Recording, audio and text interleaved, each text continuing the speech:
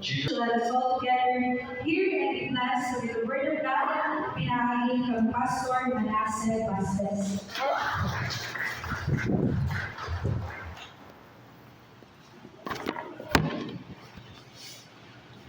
Mapay na aga mga kabugtuan, mga kaigsunan. Happy Heart Month. So allow me to begin with a simple question. Have you experienced a brownout in the middle of the night when you are working with something or you are eating? Diba, masirom, no? Or have you experienced to taste a food na walang lasa? Okay? So, in those situations, ano ginhimo mo kung biglang nagsirok kaya nag-burn out? Diba you light a candle or maybe a kerosene lamp sa atong panahon. So mga tagahuron. And what do you do with pag nakatikim ka ng ulam o pagkain na walang lasa? Nilagyan mo ng suka. Suka dito. Number 1 is asin. Tama po ba? Alright? So, our scripture for today is from Matthew 5:13 to 16. It says that you are the salt of the earth, but if salt has lost its taste, how shall its saltiness be restored? You are the light of the world. A city set on a hill cannot be hidden. Then let your light shine before others, so that they may see your good works and give glory to your Father who is in heaven. Now please take note that Jesus did not say, you will be the salt of the earth. He said, you are the salt of the earth. He did not say, you will become the light of the world. He said, you are, present tense, the light of the world. This means that your calling is not future tense, it's present tense. Mga igsoon, you don't need a bigger stage, only a brighter witness. This morning, the Lord is calling us to live this truth. Shine now, decide now, serve now. Because salt doesn't help the food tomorrow. And light doesn't guide the traveler next week. Salt works now, light shines now. Di po ba? The first point that I'd like to share with you there is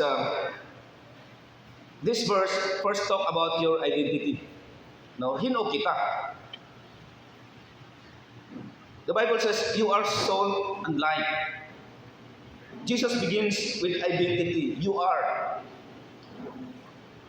Not you should be, not try to be, not maybe one day you will be.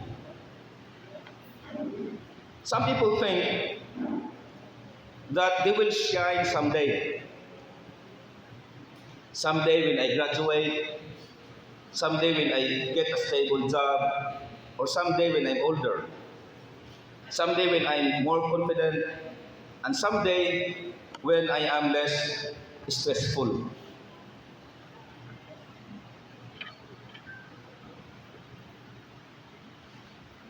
Please take note that number 1, the function of salt is to influence and influence that preserves. Okay?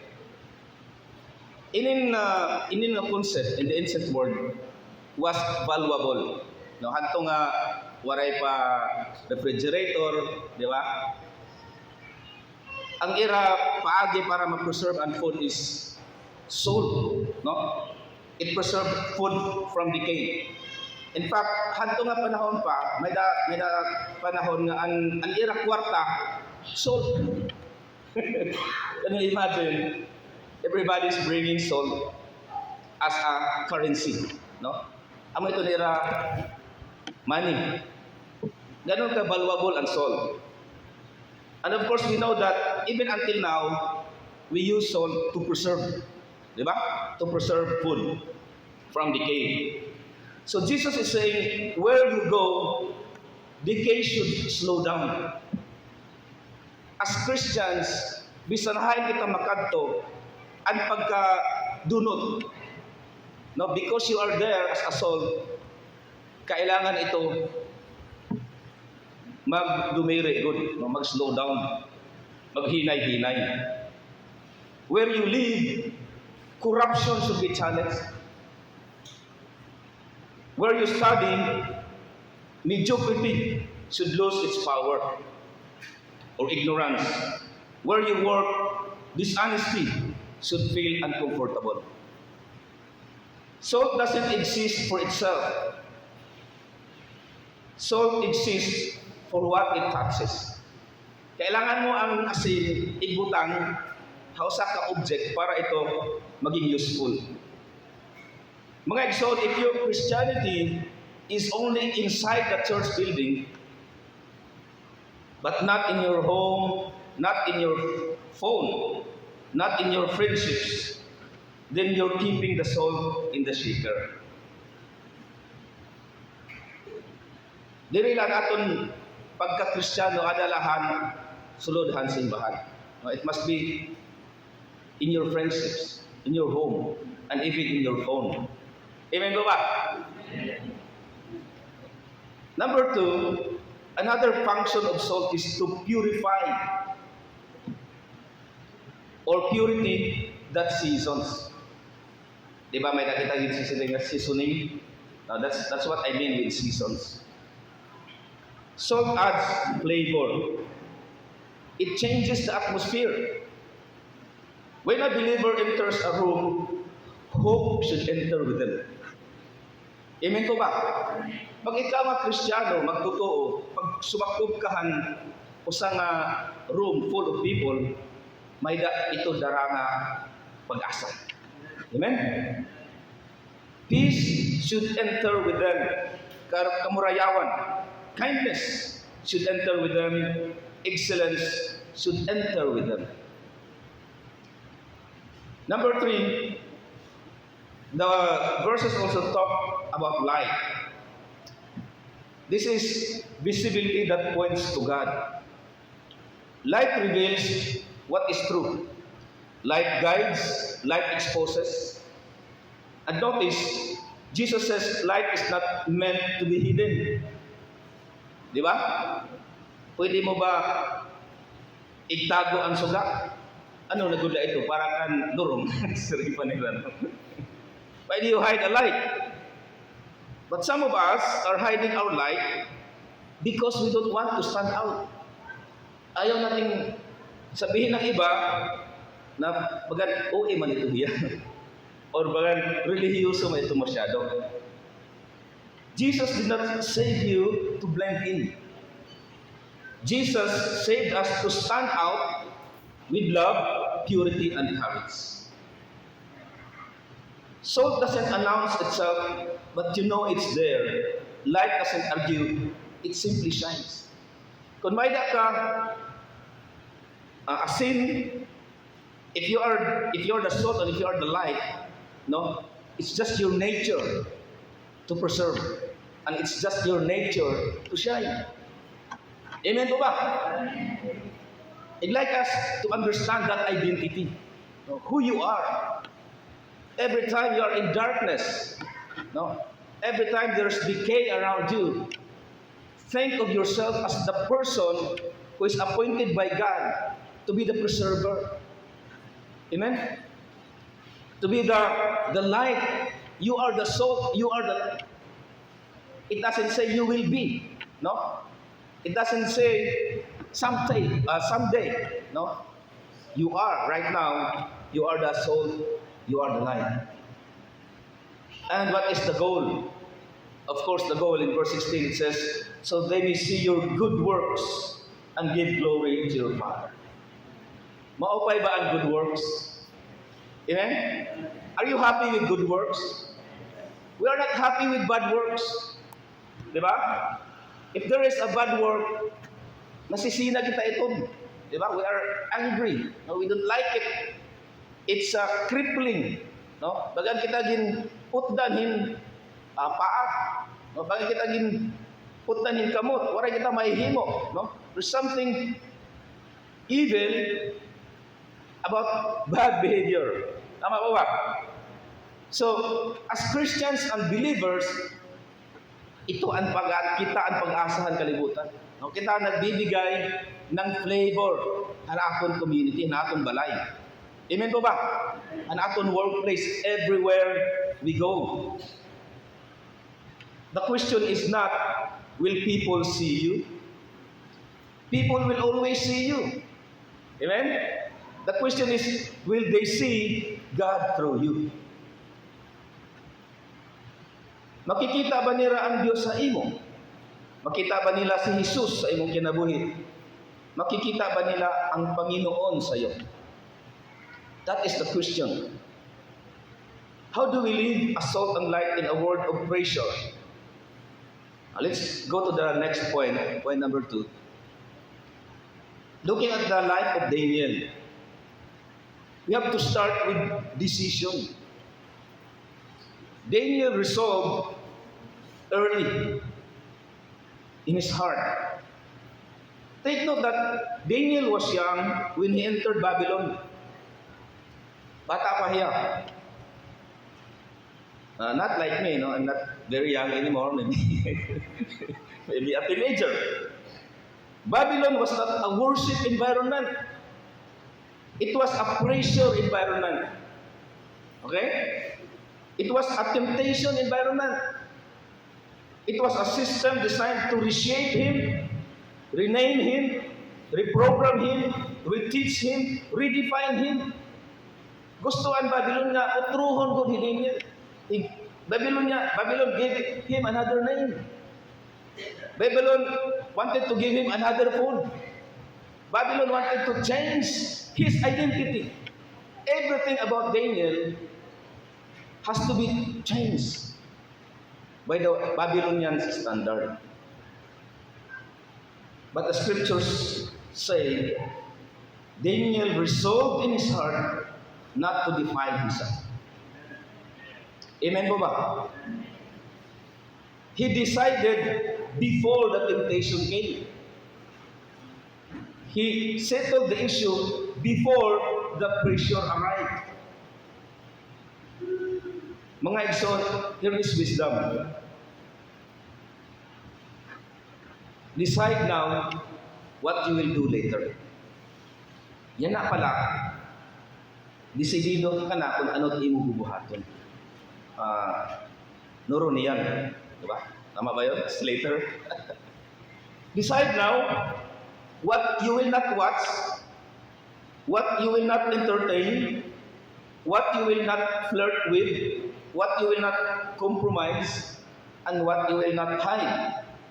Because if you don't decide in advance, the moment will decide for you. Yan na pala, preparado ka na.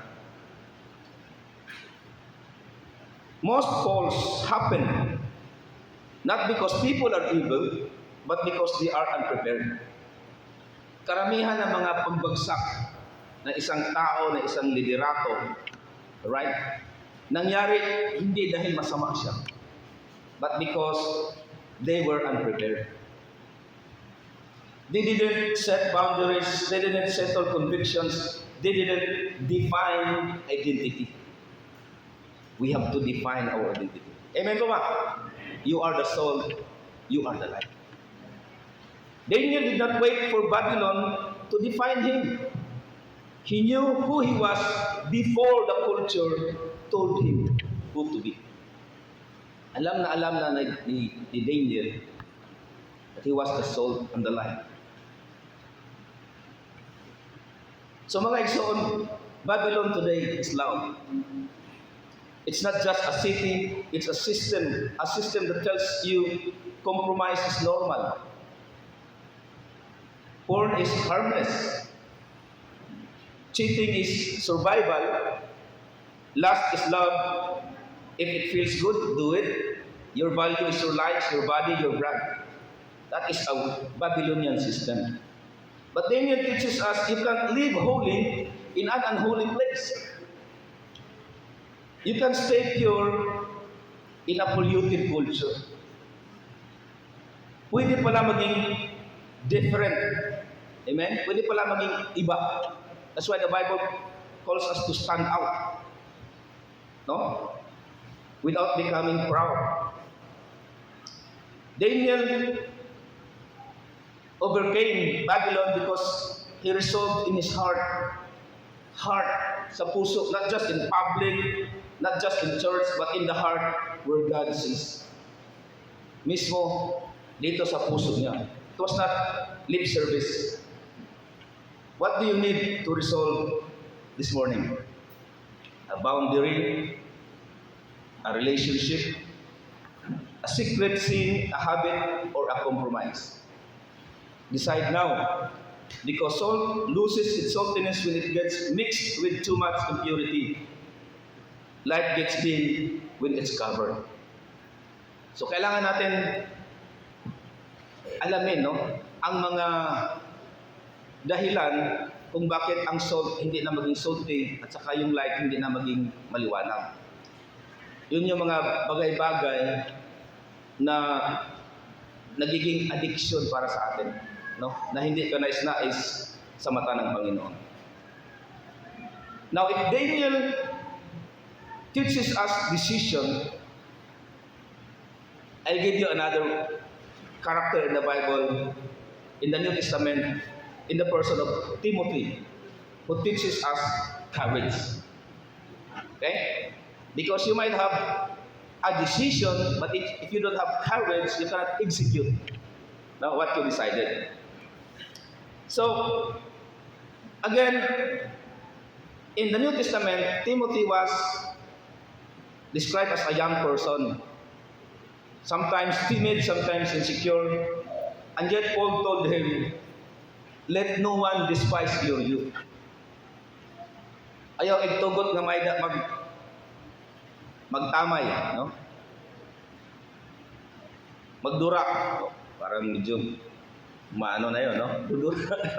Ano yung pagka batanon? Paul did not tell Timothy, wait until you're older. Para masana ni Paul, tsaka na lang pag medyo matanda ka na, pwede ka nang maging example. Paul said, be an example while you are young. That means, youth is not a limitation, it is a platform. Amen? Your age does not disqualify you. Your background does not disqualify you.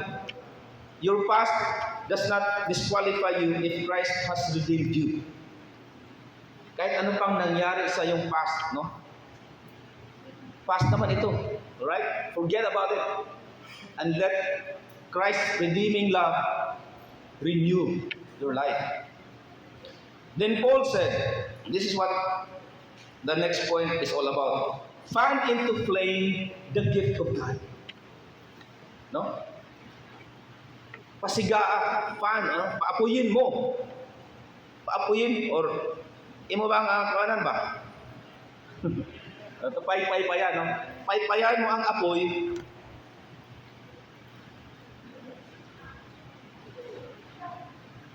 Paypayan mo na mag-aapoy ang gift, no, ni God para sa iyo. Meaning, do not let intimidation kill your calling. Amen. Do not let fear cancel your assignment. And Paul adds, God has not given us a spirit of fear, but of power, and of love, and of self-control. So mga igsoon, fear is not your inheritance. Power is, love is, self-control is. Power, not arrogance, not violence, but power to say no, power to stand alone, power to remain faithful. And talking about love, because this is the love month, love that is patient, love that forgives. Please remember this, love that forgives. Very easy to say, but very hard to do. But take note, we have the power. Amen? Love that does not become bitter. Love that speaks truth without hate. Then we have self-control. Not being controlled by urges, cravings, emotions, addictions, or opinions. Self-control is the evidence that the Spirit of God is strong in you. Amen. If you have self-control, that is an evidence, that is the proof na ang Espiritu ng Diyos ay malakas sa buhay. No? The Lord is calling timid hearts to rise. If you've been silent because you're afraid, shine. If you've been hiding your faith, shine. If you've been shrinking back, shine. Because light does not negotiate with darkness. Light simply shows up. Amen po ba? If and when you are the light, you don't have to tell darkness go away. Darkness automatically goes away because you are there as a light. Now, where does this courage come from? It comes from knowing your worth and your purpose. So at first we establish your identity, salt and light. And let me add with the point number 4, your purpose. You are God's masterpiece. It says in Ephesians chapter 2 verse 10, we are His workmanship, created in Christ Jesus for good works, which God prepared beforehand that we should walk in them. That word workmanship means masterpiece. Okay? Obra maestra, handiwork. Ginobra kita ang Diyos, diri basta-basta. Dili ka aksidente. Gihimo ka sa Diyos na may katuyuan. Hindi ka extra sa story ng Diyos, may papel ka. Okay? Bida tayo. So when you say, wala ko pulos, God says, you are my workmanship. When you say, ordinary ako, God says, I created you for good works. You are not ordinary persons. When you say, broken ako, God says, I restore masterpieces. God heals the brokenhearted, and He restores the wounded heart. And Psalm 139 gives even deeper comfort. You formed my inward parts. You knitted me together in my mother's womb. In your book were written the days that were formed for me. Knit, is the root word. Knitted is the past word. It means careful, intentional, and detailed. Hindi minadali ang pagbuo sa iyo. Gitahit ka sa Diyos, detalyado. Gitahit ka ang Ginoo, ada timbos nga kabaraka, hain mo kinabuhi. Careful. Meaning your temperament, your gifts, your story, even the lessons you learned through pain, God can redeem them and use them for purpose. 1 Peter 2:9 declares your identity and mission. You are a chosen race, a royal priesthood, a holy nation, that you may proclaim the excellencies of Him who called you out of darkness into His marvelous light. Chosen, royal, holy. That is your identity. And the purpose, that you may proclaim, or that is your mission. Mga igsoon, salvation is not just rescue from hell. It's recruitment into God's mission. May dakita mission. You are chosen to shine, saved to serve, loved to love, blessed to be a blessing. Now, there's a condition that most of us might feel like we are in. What if you feel like you are in exile. Exile means you are in a foreign land. No? If you have been looking at some news, no, in the United States, the immigrants, no, those are people in exile, so to speak, no, and how they are treated, according to the news, at least. It's not easy to be in exile. What if you're in a season you didn't choose? You are in a place or situation na parang not ideal for you. Parang hindi ito ang gusto kong environment, hindi yung gusto kong trabaho, hindi ito yung gusto kong kurso, for example. No? Whatever that is, that brings us to Jeremiah and gives us the next point number 5. Faithfulness in exile. Shine where you're planted. Amen po ba? Now, there's a very famous quote in Jeremiah 29. What is that? Verse 11. Diba?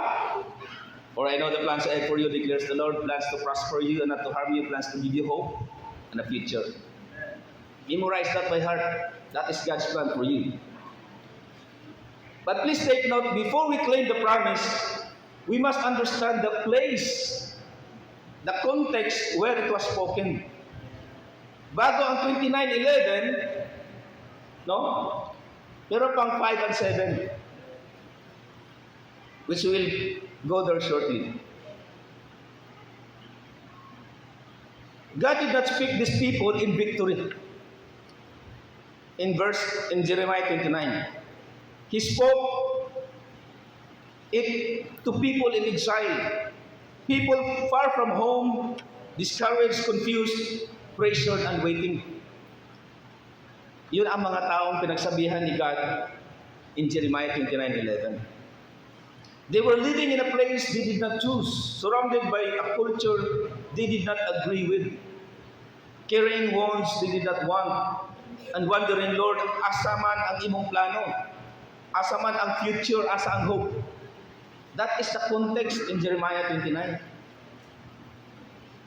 And God tells them not just to wait for rescue, but to live with purpose right where they are. That's why in Jeremiah 29, 5-7, God says, build houses, plant gardens, marry, raise families, seek the welfare of the city, pray for the place where you are. Imagine that if you are in exile. In other words, while waiting for the bigger promise, be faithful in the present place. Amen po ba? You don't shine when life becomes ideal. You shine in the season you're in right now. Bisan diin kaibutang Ginoo ada gihapon ang imo misyon. Bisan pa og dili nimo ganahan ang imong season, pwede gihapon ka muhimaya sa Dios diha. Amen po ba? Hindi mo kailangan hintayin ang perfect timing para maglingkod sa Diyos. Yung ngayon ang perfect timing. Jeremiah 29 is God saying to us, yes, I have a plan for your life, but don't pause your obedience while waiting. I will bring you out, but shine where you are first. Yes, the breakthrough will come, but be a blessing before it arrives. Matindi ito mga kapatid. You're waiting for a breakthrough, the perfect moment or situation that you idealized. You are not pausing your obedience just because you are waiting, but you become a blessing before even the blessing arrives. Amen po ba? Salt and light don't ask for better environments to function. Salt works whether the food is bland or rotten. Light works whether the room is dim or pitch black. Sometimes your Babylon season, your season of pressure, uncertainty, or transition is the very place God sends you to shine the brightest. Amen po ba? You may feel like this is not the workplace I prayed for. This is not the campus I wanted. This is not the family situation I imagined. This is not the season I expected. But God says, bloom in the soil I planted you in, shine in the darkness I placed you in. Your exile is not your end. Your wilderness is not your identity. Your waiting season is not wasted. Because God's plan is not fragile. God's calling is not paused. And God's purpose is not delayed. I gave this once as a testimony. I give glory to God for what He's done for the past maybe 3 years, no, 2 to 3 years. Just recently, if you're reading the news, there are newly appointed judges, di ba? So, ako as judge at large, I don't have a permanent station. So, I was assigned to Samar area. No, not one station, but I think I visited four ports. Four ports. I'm assigned to Calbayog, all right, Tarangnan, Catbalogan. I also went to Calbiga, also went to Gandara. Ilan yun? 5. Now, if you remember, when I was not yet there, I was in Tacloban or maybe Catbalogan, I was fearful about being assigned or hesitant about being assigned to Calbayog. No?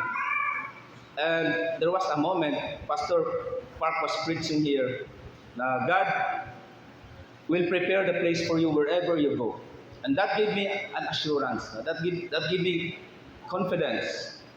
Because ang pagpunta ko sa Calbayog was not an easy designation for me. No? That was the time that there was a case na medyo sensational. Di ba? It involved the military, it involved political leaders. So medyo talagang it was a pressure environment, all right, like Damien. So, but God was saying, of course, through His word that you can bloom where you're planted. At that time, yung pinaka parang another word for Calbayog, although jokingly, but may kunting katotohanan, tinatawag yung Calbayog na Kilbayog, no? Because of the ambush, because of the killing here and there. So imagine trying those cases, facing those problems, in the court.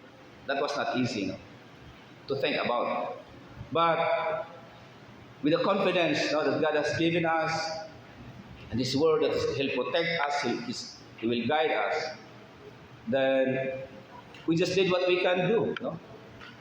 We just, I believe, acted like the salt and the light we are supposed to be. Amen?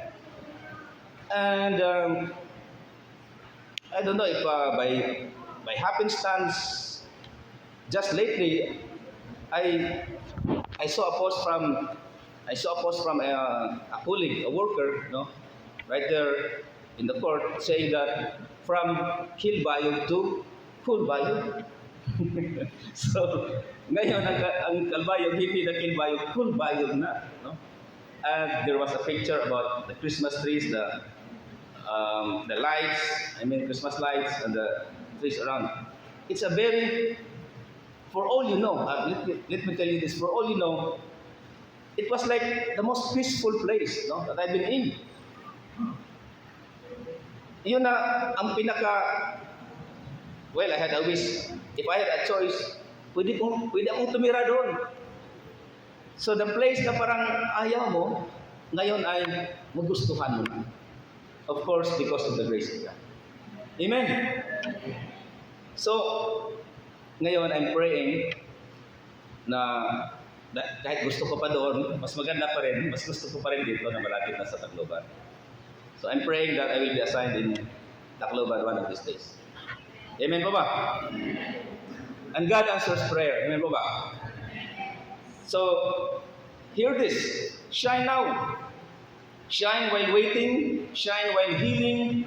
Shine while hoping. Shine while praying. Shine while enduring. Because the God who makes promises in exile is the same God who fulfills them. The same God who fulfills them in His perfect time. By way of conclusion, mga igsoon, you are salt, called to influence. You are light, called to shine. You have identity like Daniel. You have courage like Timothy. You have purpose as God's masterpiece, obra maestra. When you talk about masterpiece, you think about the artist, di ba ba? Yung pinakamagandang art na igawa ng isang artist. That is a masterpiece. So ikaw, if God is the painter, then you are the masterpiece of inspiration. You have promises even in exile. This morning, the Lord is asking, will you decide right now to shine where He has placed you? Not tomorrow, not when you feel ready, not when life becomes easier, not when people approve, not when the atmosphere becomes perfect, but now. Because Jesus said, you are the light of the world, so let your light shine. Now let me end with another simple questions. Will you resolve like Daniel? Amen? Will you decide or resolve like Daniel? Will you fan the flame like Timothy? Will you walk in purpose as God's masterpiece? Will you shine even in your Babylon? Amen po ba? If you are saying, Lord, I want to live a salt and light. I want to decide now what I will not compromise. I want to shine where you have planted me. In my home, in my school, in my workplace, in my season. Then I invite you to pray this prayer with me. Let's bow down our heads. Close our eyes for a prayer. Let us pray. Father, in the name of Jesus, I give you my heart, my mind, and my will. Tonight, this morning, I choose to be the salt and light you called me to be. Give me the resolve of Daniel to stand firm in a world of compromise. Give me the courage of Timothy to fan into flame the gift you placed in me. Remind me daily that I am your workmanship, created for good works you prepared long ago. Lord, even if I am in a difficult season, help me shine where I am planted. Use me in my home. Use me in my school. Use me in my workplace. Use me in my community. Use me even in my waiting. I surrender my fears, my doubts, and my limitations. Fill me with the Holy Spirit, with power, with love, and with self-control. Let my life bring glory to you. From this day forward, I choose to shine for Jesus. Amen and amen. God bless everyone.